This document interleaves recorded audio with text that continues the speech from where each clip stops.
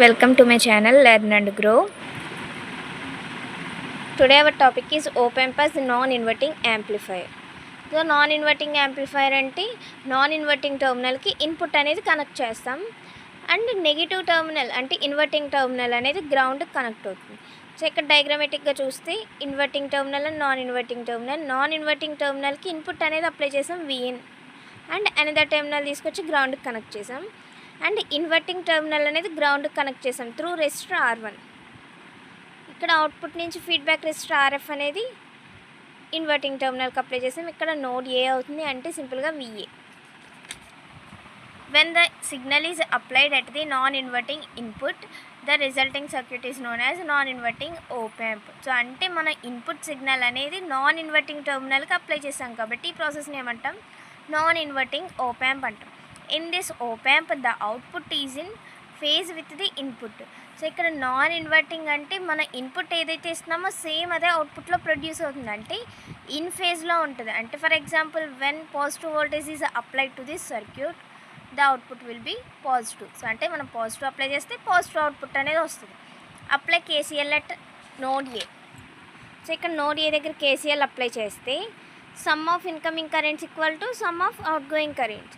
So ఇక్కడ మనం Vin అనేది నాన్ ఇన్వర్టింగ్ నుంచి ఇస్తున్నాం, అవుట్పుట్ నుంచి కరెంట్ ఇలా ఫామ్ అవుతుంది కాబట్టి కరెంట్ అనేది ఈ డైరెక్షన్లో వెళ్తుంది కాబట్టి ఎంటరింగ్ కరెంట్ ఏమవుతుంది IF అవుతుంది and leaving current. So node A నుంచి లీవింగ్ కరెంట్ I1. సో అంటే I1 is equal to IF. According to Ohm's law V equal to IR. So ఇక్కడ R అనేది మల్టిప్లై అవుతుంది, ఇటు సైడ్కి వెళ్తే డివైడ్ అవుతుంది కాబట్టి I is equal to V/R. So ఇక్కడ I1 అంటే ఎలా రిప్రజెంట్ చేయొచ్చు V/R. సో అంటే ఇక్కడ VA ఉంది అండ్ ఇట్ సైడ్ గ్రౌండ్ కనెక్ట్ అయ్యింది కాబట్టి కరెంట్ డైరెక్షన్ ఈ డైరెక్షన్లో ఉంది అంటే VA/R1. So VA/R1 is equal to IF.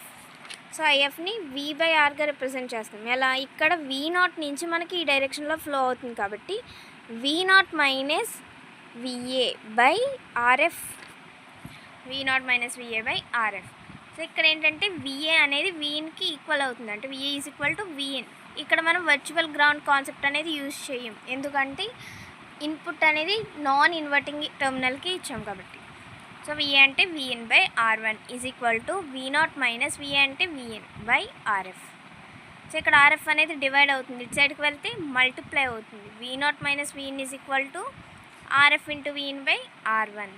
So ఇక్కడ మైనస్ Vin ఉంది, ఇటు సైడ్కి వెళ్తే ప్లస్ Vin అవుతుంది కాబట్టి V0 is equal to RF/R1 into Vin plus Vin. So ఇక్కడ టూ టర్మ్స్ ఉన్నాయి, టూ టర్మ్స్లో Vin కామన్ తీస్తే 1 ప్లస్ RF/R1.